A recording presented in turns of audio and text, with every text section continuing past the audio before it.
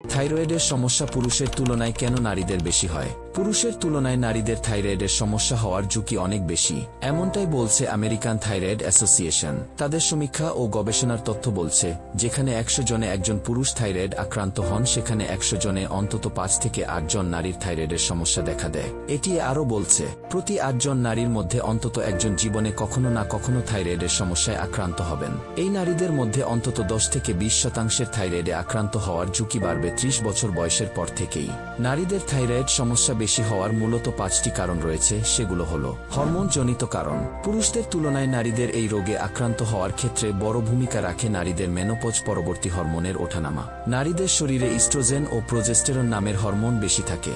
এই হরমোনগুলো থাইরয়েড গ্রন্থির কার্যকারিতা ও প্রতিক্রিয়ায় প্রভাব ফেলে। অনিয়ন্ত্রিত জীবনযাপন। আসলে বেশিরভাগ ক্ষেত্রেই দেখা যায়, ঘরের দায়িত্ব সামাল দিতে দিতে মহিলারা ঠিক সময়ে খাবার খাওয়া কিংবা বিশ্রামের সময় পান না। দীর্ঘদিন ধরে খাওয়া দাওয়ার গরমিল ও ঘুমের সমস্যায় একাধিক রোগের ফাঁদ তৈরি হয় শরীরে। এসবের জেরে হরমোনের তারতম্য ঘটে।